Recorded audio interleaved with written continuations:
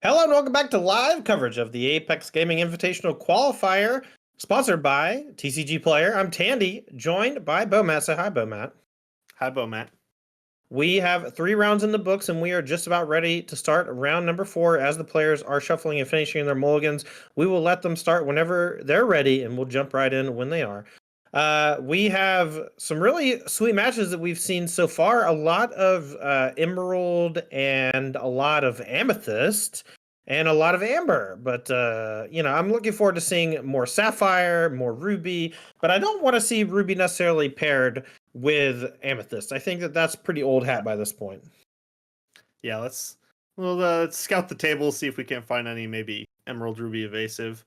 But for this match, we're gonna be seeing some more Amber Steel, I think.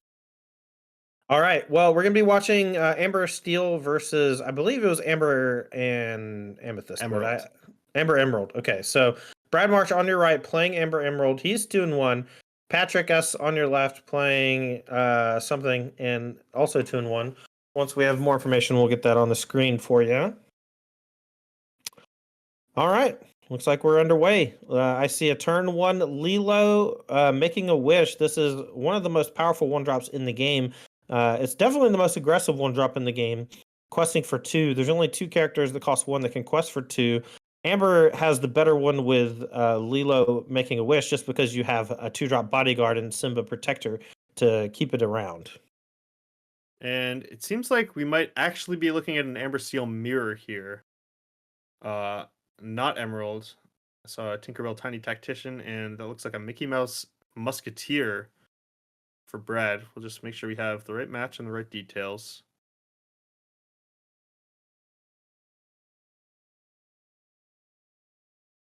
So it sounds like Brad locally recently has been playing Emerald, but switched it up for this event and switched to Amber Steel. So we are looking at a mirror.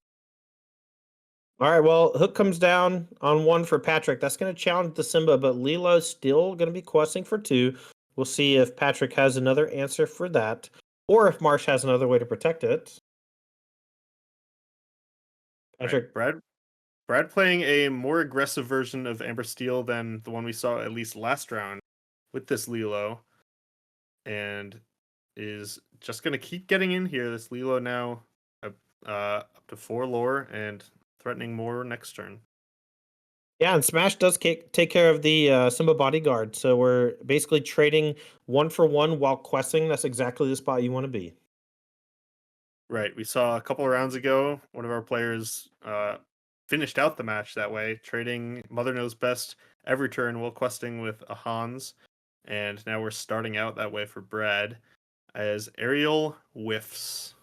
Yeah, the classic arrow whiff, but as long as your deck is built in such a way where Singer 5 matters as much as musical debut, I think that that's a fine place to be, and missing's not so bad when you are using it to sing things like A Whole New World, which refresh your whole hand. Right. Now a turn ahead of schedule, Brad has to be worried about grab your sword. It's Ariel. All right, well, Marsh here, under the gun. Grab your sword is pretty terrifying next turn. We're going to play Tinkerbell Tiny Tactician and quest for 2. That means this Lilo quested for 6 lore. Very, very good for Brad Marsh. And this is huge. Brad skipped inking this turn, prioritizing all the other cards in hand instead. Maybe doesn't want to ink this Maximus, but also wants to save this Rapunzel, because even worst case scenario, grab your sword here would not actually be that bad for Brad if he gets to play a Rapunzel next turn and draw some cards. Right. All right, Ariel Singer here. Do you want to go singing or do you want to go eat the Lilo? We're going to eat the Lilo. Put a damage on the Ariel, and then we're going to play Rapunzel and draw a card and refresh it. Back Brad's way. Find Smash. We can use that to take care of the Ariel. We can also ink it. We can go 2 damage on something and then play Rapunzel of our own to draw 2 cards and refresh our Tinkerbell. Yeah, I think there's a good chance Brad, yep, here we go, opts for the Rapunzel this turn. And we started off with a really aggressive game for Brad, but just like that, we have entered instead the Rapunzel mirror, where both players are drawing cards and keeping their characters healthy, and we might be in for a mid-range slugfest. All right. Tell me about these Musketeer cards, because Brad Marsh is playing a bunch of Musketeer things, including, it looks like, is it the Scabbard? What's the item that... That is Musketeer Tabard, a 4-cost uninkable item that says whenever one of your bodyguard characters is banished, you draw a card. So a little bit unorthodox for Brad here. We already saw the Mickey Mouse Musketeer inked, and now there's also a Donald Duck Musketeer to go along with it.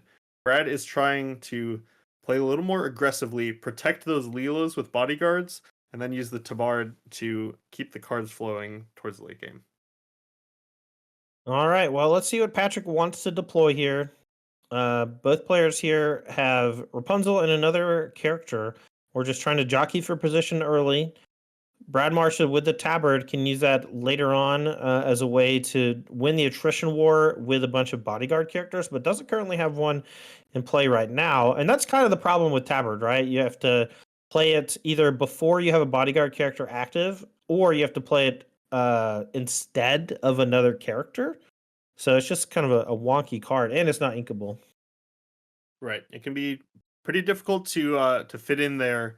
It looked early on like a Tabard strategy might be good against Ruby Amethyst. Be prepared banishes all your characters. So if you were able to line up Tabard and a bunch of bodyguards, you would draw a bunch of cards off that, but it didn't quite pan out. All right, gonna cast Grab Your Sword and then trade with the Tinkerbell to prevent Giant Fairy from coming down. But that leaves Brad Marsh potentially with the ability to play another Rapunzel and heal this one. Doesn't have it, it doesn't look like. So now we can play Tabard. You said Tabard's not inkable, right? I don't think Tabard was inked. What was It the was card that was inked? somewhere Oh, you're the right. Tabard's still in hand. Oh, I It see. was a Donald Duck, the 4-cost Donald Duck Musketeer, because instead I Brad see, I decided see. to play Maximus Palace Horse, one of the best, more expensive bodyguards. All right, Patrick's side of things, we're gonna go attacking the Maximus for 1. This means another Rapunzel almost guaranteed, and there it is. We're gonna heal 3 and draw 3. 1, 2, 3. We're in for a grindy, long game, but Brad Marsh is way ahead on lore. We'll see if Patrick can find the tools to keep up. Looks like he's playing a similar build that's aggressive with Lilo Making a Wish. Cards like that are not great here, but stuff like Captain Hook, Prince Eric, these are things that you can play here to potentially help out. But we're going to play a bodyguard, Simba Protector, and pass the turn. Brad can't be too happy about drawing these 2 copies of Lilo Making a Wish. This is a pretty rough matchup for those, as both players are packing Grab Your Swords and Giant Tinkerbell. So Maximus can sing Grab Your Sword here and allow Brad to deploy another thing. It doesn't quite get the job done. Let's see, we can deal... Okay, here it is. We cast Grab Your Sword, deal 2 to everything. Rapunzel eats Simba, and then Maximus eats one of the Rapunzels. Right, and this does a good job clearing up, but we weren't able to develop any pressure this turn, and we are at least insulated from a Tinkerbell. I believe that Rapunzel should have 4 damage on it. Correct me if I'm wrong, but it was 2 damage on it. Or did it only have 1 damage on it? I think it only had 1. Yeah, I got healed for 3, I think. Okay, I'm wrong. Okay, sorry. Don't mean to break your train of thought. Just trying to make sure the game's right. Yeah, so the if we did see a Tinkerbell Giant Fairy from Patrick here, Patrick still wouldn't be able to clear that Rapunzel because of the Maximus as a bodyguard. Wouldn't be able to play to clear the bodyguard either. So Brad is all right here, up behind the horse, but still can't be very happy with his hand. Is not really going to be happy to deploy these Leelas at any point, especially not on the same turn, but even just one is going to be incidentally swept up. All right, deal 1 to both. I think no attack is fine. Right. It's hard to quest next turn against this Tinkerbell. It does threaten to do some serious damage to your stuff, even if you And play the Tabard. yeah, and I wouldn't be surprised to see maybe less interaction in Brad's deck to be able to fit all these musketeers in. But there is another horse. Of course, it's another Unfortunately, horse. a horse, of course, of course. Uh, the horse can come down, but uh, the attacks for Patrick are pretty good if it's a bodyguard horse. So instead, taking this turn off, play a tabard and start sending Lilos into the grinder. All right, let's see if Patrick has another sweeper effect. I see a grab your sword, I think. It's hard to tell. Does steal. We I will don't know see. what it is, but the cards are a little dark. All right, here's Hades, Lord of the Underworld. Going to get back a Rapunzel. It's going to be a great play next turn. This turn, not that scary. And then we're also going to play another Spectacular Singer. Going to go looking at the top four and then putting them on bottom. I would have maybe liked to see this aerial first, as hitting a grab your sword or a whole new world could inform a lot about Patrick's turn. The whole new world, though, not going to be very good this game. Probably not. You have more cards in your hand than your opponent, so I think singing it would be most unwise. Though it can be still pretty effective on maybe next turn if you're able to sing that card, get a fresh 7, and then you have, one, maybe two singers and 8 ink to be able to deploy those 7 cards however you want. It can be a great way to set the board up in a beneficial way. Uh, and Patrick deciding not to exert any characters, kind of limiting Brad's options here. Yeah, neither player really wanting to expose himself to being challenged. If Brad Marsh goes questing last turn, even with Musketeer Tabard in play, it lets the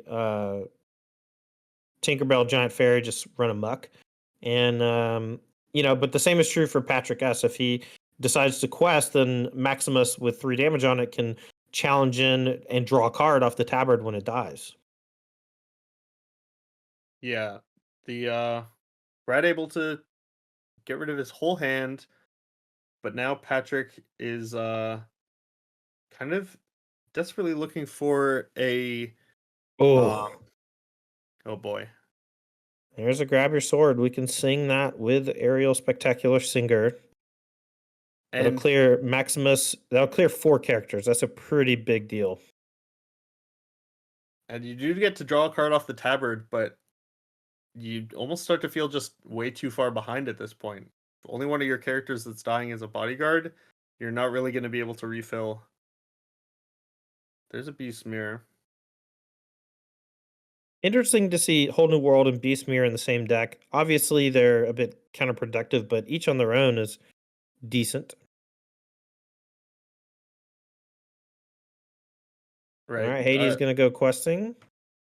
Beast Mirror is often a card you want to include when you're trying to get some card advantage against a deck like Ruby Amethyst.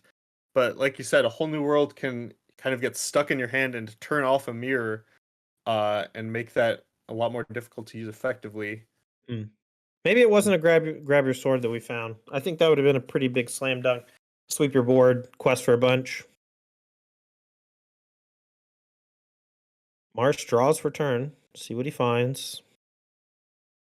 It's Mo- still pretty hard to start questing here because the Tinkerbell, the giant Tinkerbell on Patrick's side, is going to be able to turn pretty much any board state into an advantageous one for him.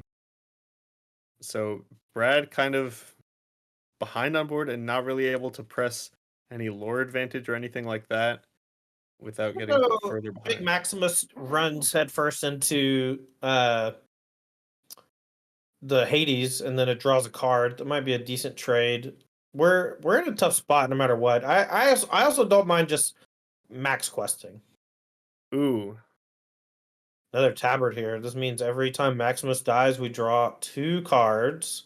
We now have this 2 is the copies to kind of play.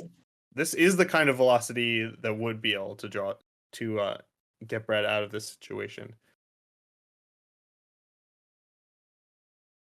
But first, he has to take in this clogged up board, see if any challenges or quests are actually beneficial.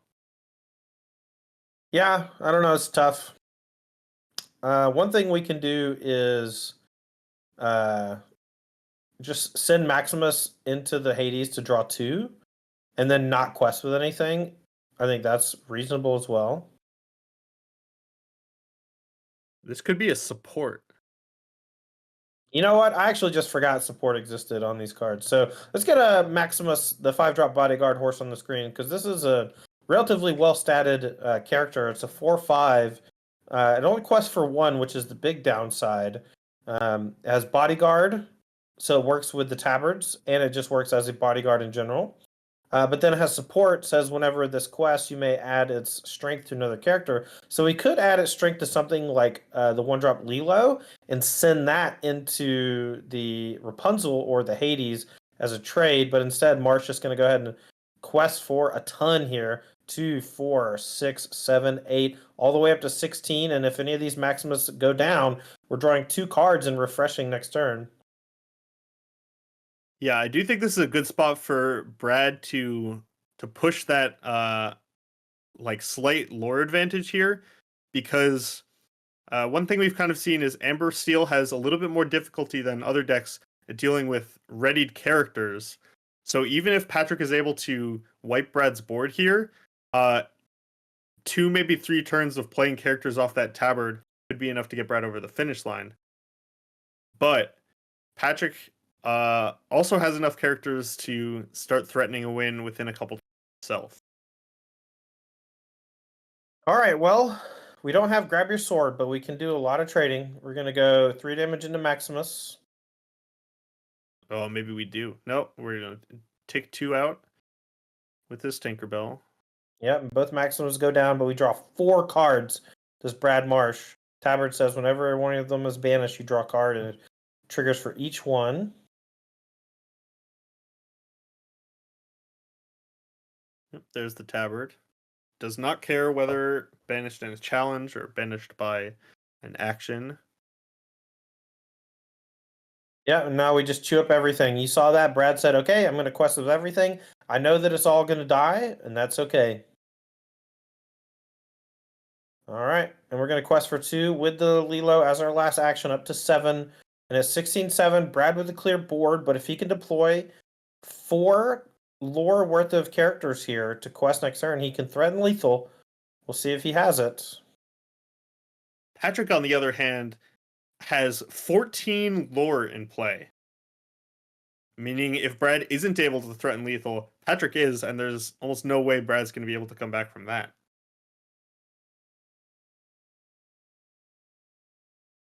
Does he just have lethal in play?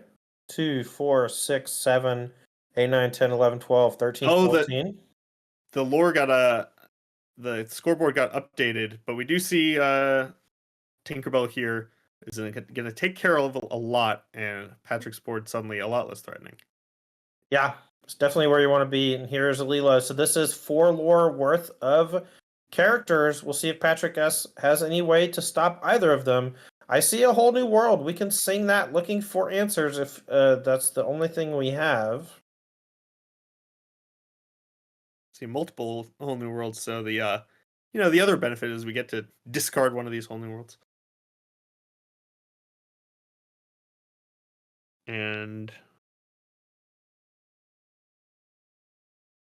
Questing for 3, 4, 5, 6, 7, up to 14.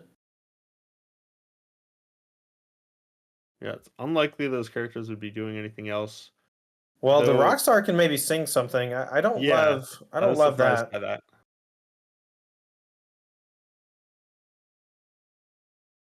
Looks like we're gonna go ahead and deploy a Lilo, maybe. I don't love it because I think you're just threatening lethal next turn. I guess maybe you're not threatening lethal most of the time. It's pretty close. Brad wouldn't be able to play multiple sweepers, so these 2 Rapunzels with only 2 damage on them are pretty safe. Um, All right, looks like we have a judge call. Patrick just going to ask a question about a card in his hand real quick. Maybe a weird interaction he's not sure about. this is just game one of this mid-range slugfest. And Brad, the Tinkerbell is pretty necessary, but Brad also didn't get the opportunity to deploy any more bodyguards, so these tabards aren't going to be drawing any more cards. Though the two each might have been enough to close the game out for him.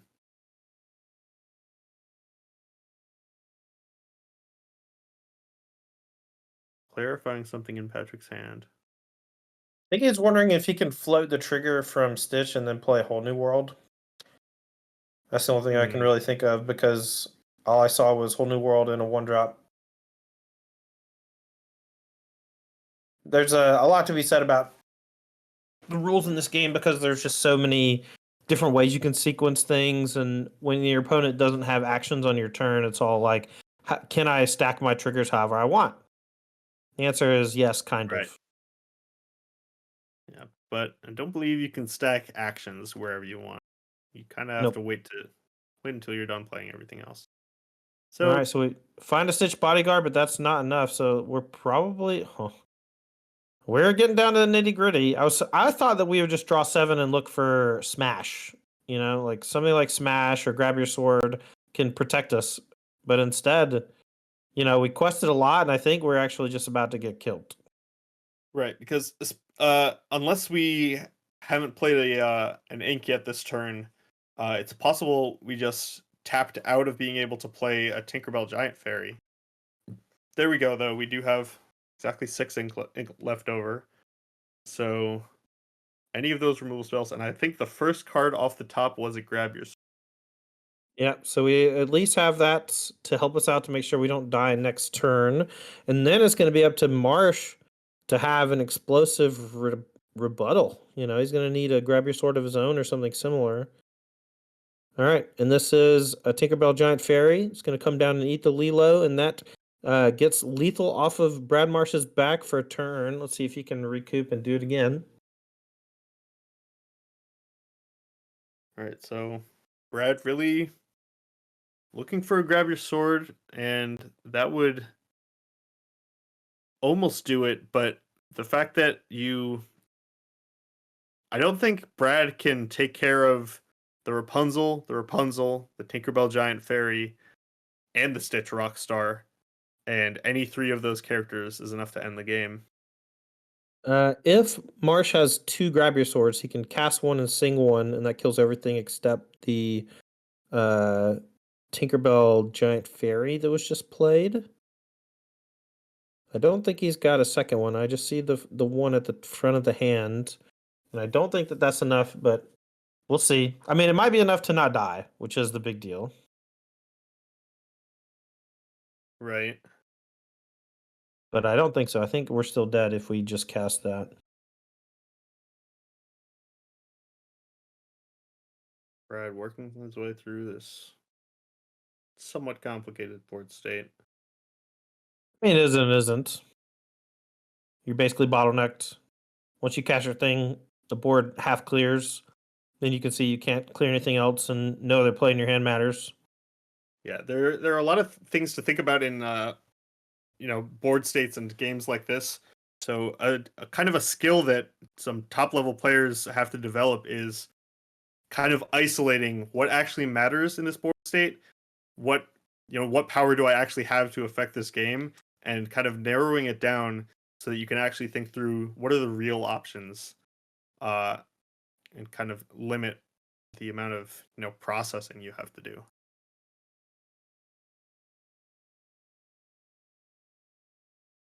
Well, there's a All right, bodyguard in place, so you can't do that. So let's stop that, please. good catch. I think I missed that too.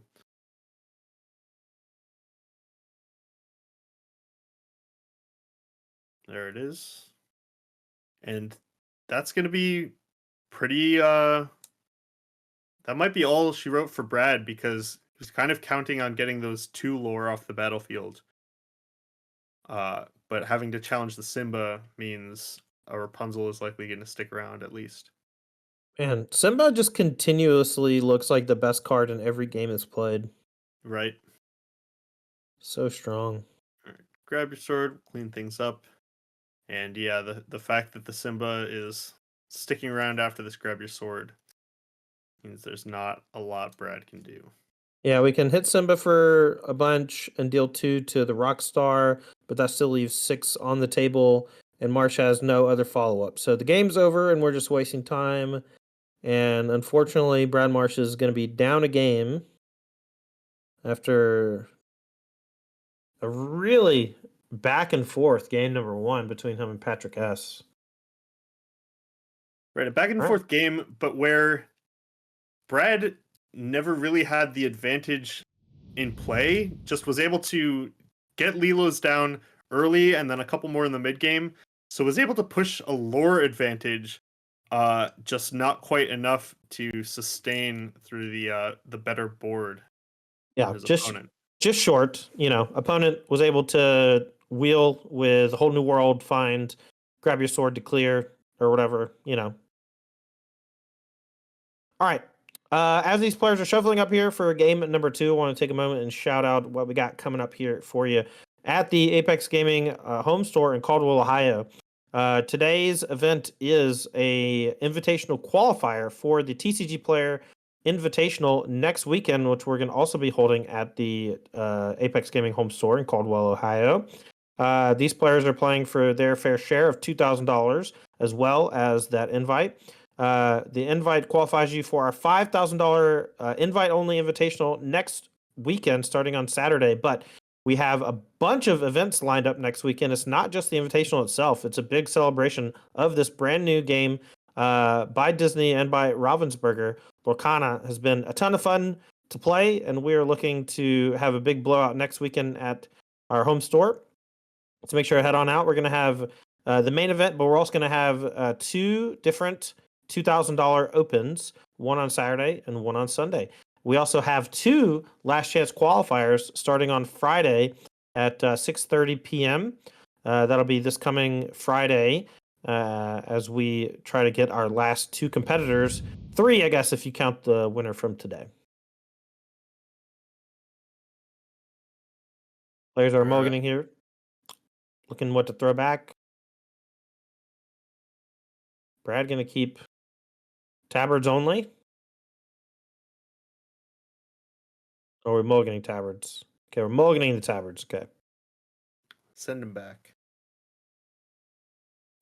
We've talked about the power of these mulligans, but they're also pretty difficult. There are a lot of options with any given hand.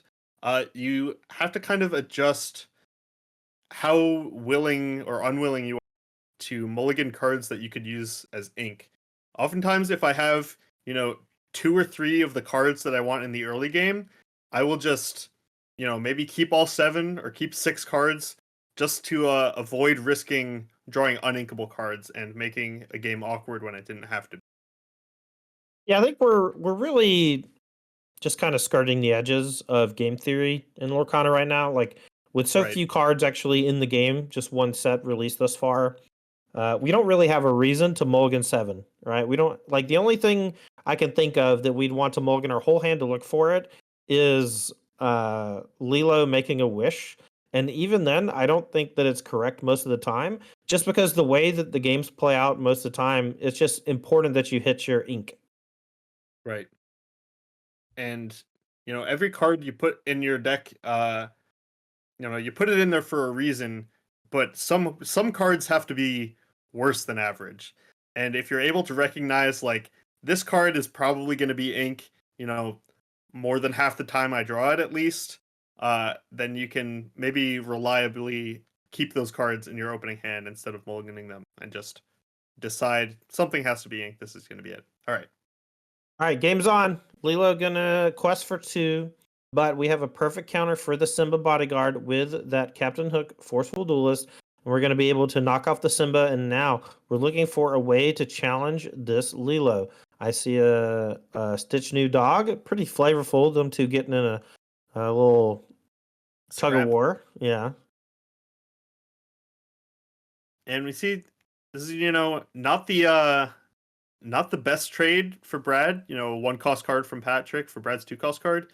But if you're able to make the game about lore, then being able to get in with the Lilo instead of losing it for free to the Captain Hook can be meaningful. So we'll see if Brad, with his increased number of bodyguards, can keep this Lilo alive, maybe. All right, I see in Brad Marsh's hand it looks a little clunky. We have another one-drop Lilo, but then it looks like we have some 4s, 5s, and 6s. So this is going to be a pretty weak turn here for Brad Marsh. He would love to ink that Lilo, but it is uninkable. That is the downside of questing for 2 for just 1 ink. And if you're ever going to deploy 2 Lilos, it's kind of got to be early in the game, and even now it might be too late.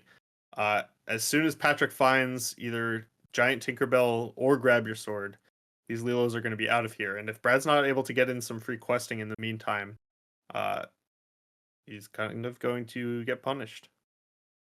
All right, here's an Aerial Spectacular Singer. Gonna put the top 4 cards on the bottom. Oh, we found one. We found one! All right.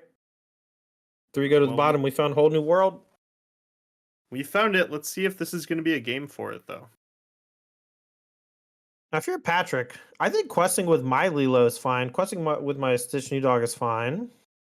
It's weird how easy it is to quest from one side and not the other, you know? Absolutely. Looks like just the dog for Patrick. The benefit of cards like Giant Fairy and Grab Your Sword being one-sided means if Patrick is able to get past this early game and get some bigger characters into play, the Lilo can just start questing, and Brad's board will be a little less able to take care of it.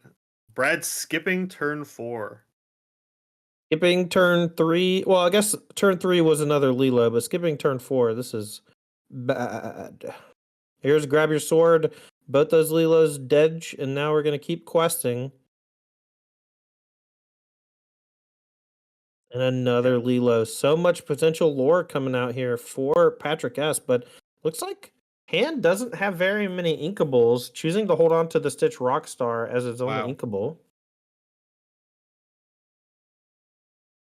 All right, 5. Grab Your Sword. We're going to take care of everything except the Spectacular Singer. A great follow-up for Brad Marsh. It's what he needed to still be in the game. He was under a lot of pressure there. All right, he's in the game, but on Patrick's Grab Your Sword turn, because it was a song, he was able to still develop. Brad, not so much, and now continues to be behind on board while Patrick gets the initiative right back. All right, here is Hades, Lord of the Underworld. We're going to go digging. My guess is Stitch New Dog, so we can potentially ink it or use it to shift Stitch Rockstar that we know is in hand. We're going to quest for 1 up to 5. I am a little surprised not to see the Stitch inked. There's a Mickey Mouse in the inkwell for Brad, and Tinkerbell Giant Fairy to finish off the aerial. All right, 1 to everything. Hades going to be left with a damage on it. Questing here is now in a tough spot if you're Brad Marsh. Let's see, we drew Simba, so we can go ink Simba, play Stitch New Dog, and then shift Stitch Rockstar onto it. I don't think that that's a terrible play because Brad Marsh unlikely has an answer, but that leaves Patrick with no cards in hand to fuel the Stitch Rockstar necessarily. So it's a little awkward, but anything off the top could allow for a really spectacular chain of events. But also notably, last card in hand, a Whole New World, which is kind of exactly where you want that card to be. Just this quickly, Patrick has already emptied his hand and might be in a spot to cast a beneficial Whole New World instead of one at parity. All right, well, here is Quest for 2 with the Giant Tinkerbell. We're going to play Hercules Bodyguard Exerted, and I believe our last card is Rapunzel. Would not be surprised to see a sung Whole New World here. Yeah, that plus a big spray could be something that gets Patrick in the driver's seat. But one thing that's weird about the Amber Steel Mirrors is that if you hold New World and then spray the board with stuff, Your opponent can likely clear it with Tinkerbell combinations or um, Grab your sword. grab your sword, and those are just make like the Stitch Rockstar plays just so weak sometimes. Even though it looks strong, like you play 4, 5 characters, draw that many cards, but Right, and if we do go for a whole new world in a flood here, the problem is kind of if Brad did have that, grab your sword to answer all of Patrick's cards, the true cards, that's fine. But the Tinkerbell is also still up. That'll make the grab your sword in that kind of a spot even more effective, because Brad would be able to just clean up anything. So Patrick kind of in the hot seat now, and quests instead of singing. all right. Don't love this play. This is going to be potentially dangerous, but no punish here. We're going to attack for 4, just put 4 damage on it. It doesn't banish it, so you don't get to deal the 2.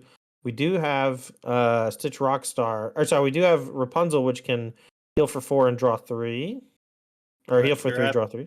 you're happy enough about this if you're Brad. The damage on that Stitch is going to matter eventually, and you got some cards out of it. All right. I see a Ooh. whole new world. I see grab your sword. And I see Rapunzel. Nice. Gonna draw 3.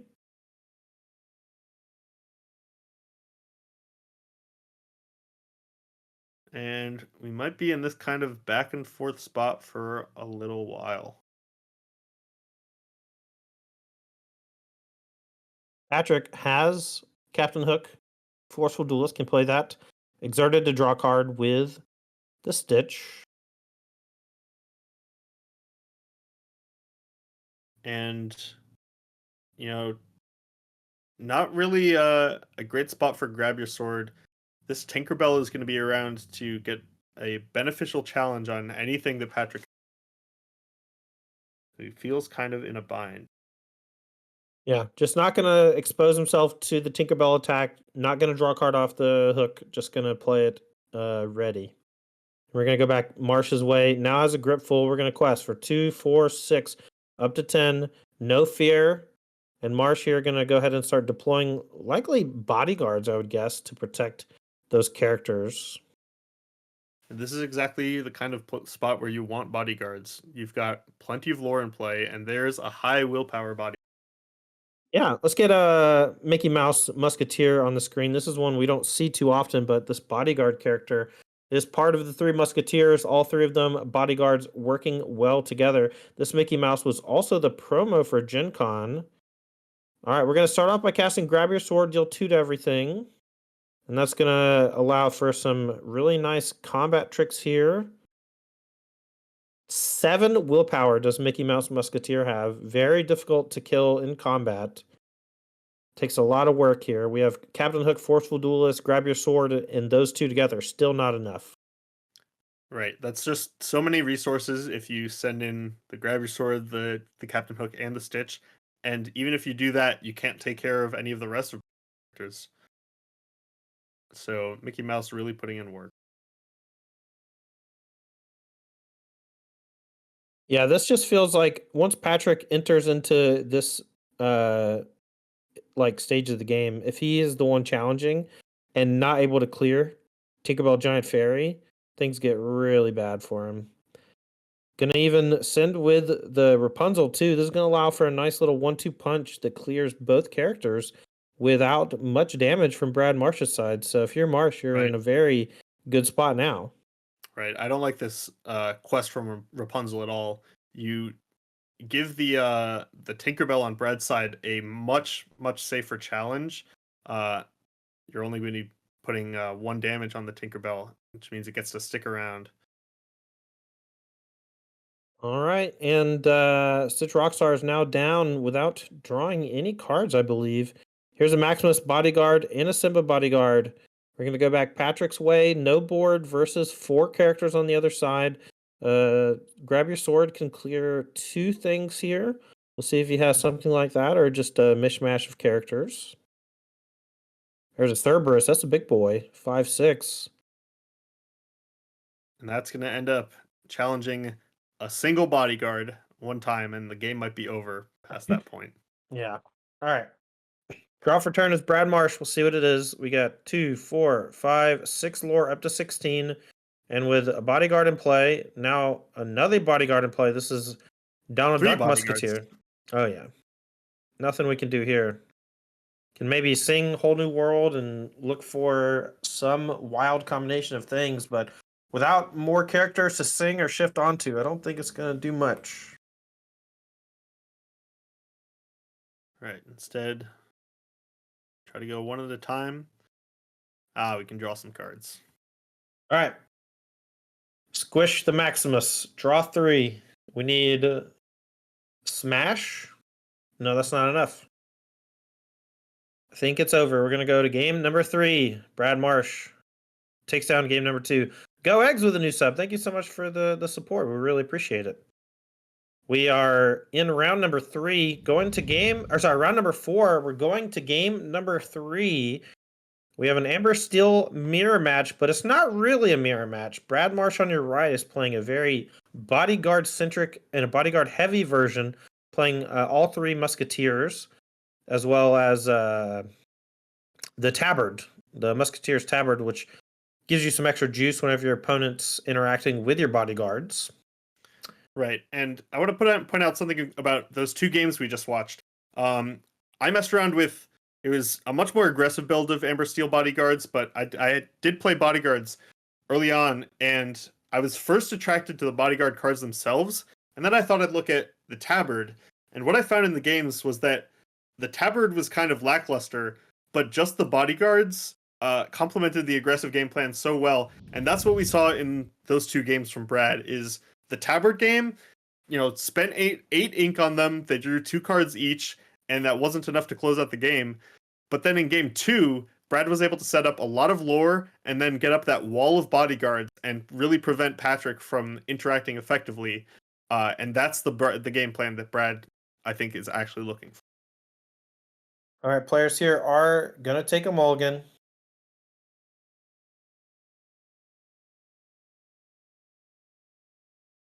Going to put back 3 or 4 cards, looking for a nice curve, looking for maybe some interaction.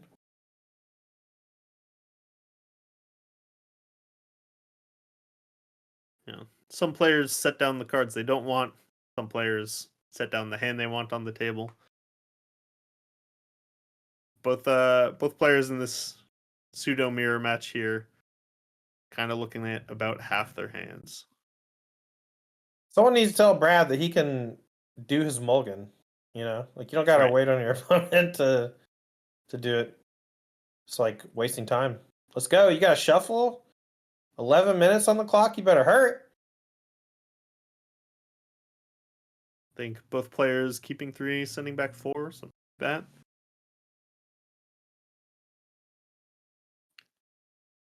And Patrick now does have those Lilos, might be able to get off to a fast start. But of course, both decks pretty easily able to deal with Lilos once we get towards turn 4 or 5. All right, Patrick going to be on the play here. Let's see if he wants to start off with the Lilo. What is your take on Lilo on the play versus Lilo on the draw, especially in a Lilo on Lilo match? I think pretty much you have to be you kind of have to be happy with just getting 2 to 4 lore out of an early Lilo a lot of the time, unless you have a perfect hand. And unless your opponent leads off with a goon into a 2-drop, you can usually get 2 to 4 lore, or maybe 4 lore out of a Lilo, even on the draw. I think it's fine. If you're putting it in your deck, that's kind of what you're signing for. I think when you're on the draw, it's so hard to protect. And I almost always mulligan it when I'm on the draw, especially if I know my opponent is playing a lot of characters early in the game. And that's when I want to start looking for Hook Forceful Duelist in my opener, right? Like I like having that on the draw because it specifically can challenge the Simba bodyguard. But here, both players have the Lilo into Simba to protect. And I'm curious here, if Patrick S has Smash, yeah, this is maybe just game over. House of Cards crumbling down, right? Yep. So bodyguard gets knocked off by Smash. Simba eats the Lilo. And then Lilo goes questing. Patrick up 4-2, and the only one with characters on board. Brad Marsh plays Tinkerbell Tactician. Setting up for maybe the best catch-up tool in the whole game. Looking to be able to shift a giant Tinkerbell. Let's see if Patrick is able to set up his board in a way that doesn't outright lose to that. All right, well, we have thumbed a Tinkerbell Giant Fairy to the top, and we're going to do the big catch-up mechanic here. 1 to everything, and now we can attack and challenge this Simba, and then deal 2 more damage to that Rapunzel. But this means a backup Rapunzel from Patrick could be pretty devastating here. Absolutely. That's kind of what you have to be afraid of if you're Brad. But not getting punished this game. It's it's a difficult line to walk when you're playing against the characters your opponent does have in play versus the cards they might have in hand. And Brad chose to take care of the board that did exist rather than playing around the second copy of Rapunzel, and it does get rewarded for it here. All right, well, Rapunzel is the draw for Brad, and he can play this and refresh his Tinkerbell Giant Fairy and draw 2.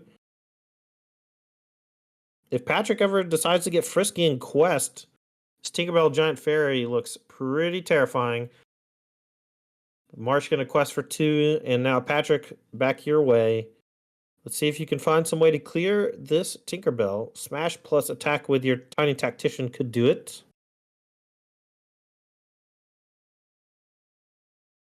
And Patrick in this Tinkerbell mirror does not have Giant Fairy of his own, which is usually pretty good against an exerted Giant Fairy. Comes down a Simba Bodyguard. This is not in Bodyguard mode. This is going to be played at ready because anything that is exerted can be challenged by Tinkerbell Giant Fairy, and then that can squish one of your other characters. Holding And on to Patrick, backup Lilo. all right, good intuition there. Plenty of cards would be able to punish that from Brad's side, including a second Tinkerbell. All right, it's going to knock off the baby Lilo, deal 1 to everything, and now we can keep questing. With Patrick not wanting to quest and not wanting to challenge because of the strength of Tinkerbell Giant Fairy, we're kind of in a pickle. We need a Tinkerbell Giant Fairy or something similar of our own, or else we're going to be in some trouble.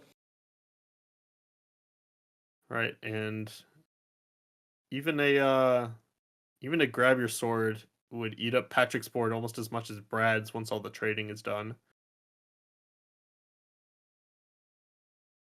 These characters just have a little too much willpower, and Patrick is under a lot of pressure, both on board and on the scoreboard.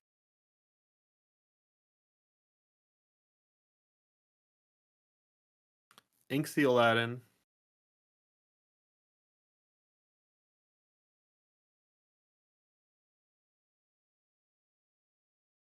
Really interesting to see how Patrick gets out of this one. We're in a really tough spot. Tinkerbell Giant Fairy often dominant in these steel mirrors. This is kind of the perfect spot for Cerberus. Right, that's a character that can take care of a Tinkerbell or a Rapunzel all by itself, and has some pretty high willpower of its own. This is kind of exactly why you play this card. All right, looks like we're going to 3 trade into a Tinkerbell. Wow. I mean, you got to do what you got to do. It's either do nothing or 3 trade. Yeah, I'm pretty impressed with Patrick for being able to come to the conclusion that that's his way out of this game, is just taking lore off of Brad's side of the battlefield at whatever means necessary. All right, going to keep questing for 4. This is going to put Marsh up to 12. Has another Giant Fairy in hand, but doesn't look that great at the moment. Might want to deploy some smaller things. It hopefully has a bodyguard to protect the Tinkerbell, maybe. Nope, just has a tabard. And LeFou. This Amber LeFou costs 1 less if you have a Gaston.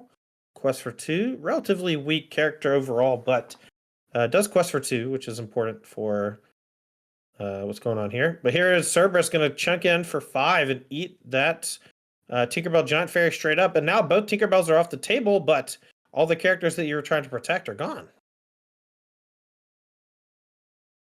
Right. Bread has still has 4 lore in play and has not seen signs of any sweepers from Patrick's side, which means he might be able to just keep questing and keep deploying lore, and since that he can make it over the finish line, slams a Tinkerbell Giant Fairy. Yeah, and I think needs to send something at the Cerberus to make sure that brought back Rapunzel doesn't eat him up. I think you just throw the LeFou at it. Yeah, I don't know. Brad could easily just come to the conclusion that, the Cerberus is getting to trade for a 2 lore character no matter what, and might decide to just quest instead, but does decide to take the initiative and keep a healthy Rapunzel around instead. I think that's the right play. The heal 3, draw 3, you might not be able to catch up, but you might, right? And the way you do that is with extra resources.